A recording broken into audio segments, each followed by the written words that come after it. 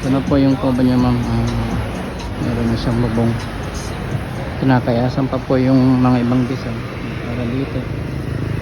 Tapos yung para sa pinto, ito po yung pintuan.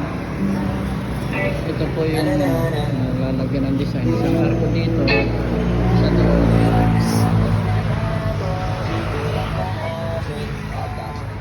Tapos yung haba sa likod, saka dito. Bali apat po.